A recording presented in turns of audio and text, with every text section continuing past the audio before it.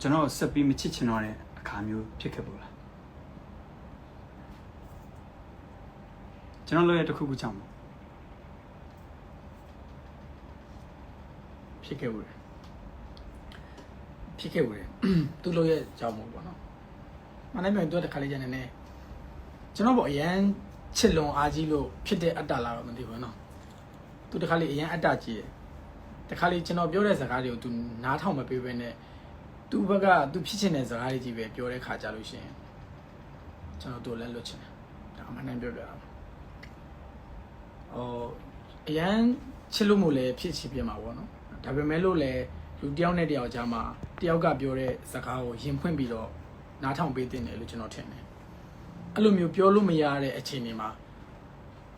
ဆိုရင်ကျွန်တော်တို့လည်းလွတ်ချင်တယ်ဘာလို့ဆိုတော့အရန်အတ္တကြီးလို့ အဲ့လိုချင်းမှာစမချစ်ချင်တယ် အဲ့လိုချင်းမှာကျွန်တော်စမချစ်ချင်တော့သူဒါအမှန်တမ်းပြောတာအဲ့လိုအခိုက်အတန့်နေရှိခဲ့တယ်ပေါ့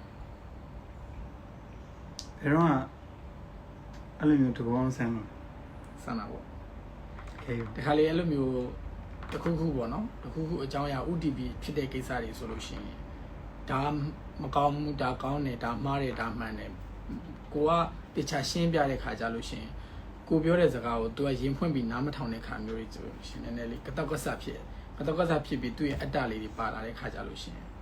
အဲ့လိုချိန်တွေမှာကျွန်တော်သူ့လက်လွတ်ချင် ကျွန်တော်ကလေးလေး အဓိကကြတော့တချို့လူဆိုတာအကုန်လုံးတော့မမှန်နိုင်ဘူးပေါ့နော်ဒါပေမဲ့လို့ပြင်သင့်နေထင်တဲ့အရာတွေတော့ကျွန်တော်ပြင်စေခြင်းလို့ပြောပြတဲ့အခါမျိုးတွေ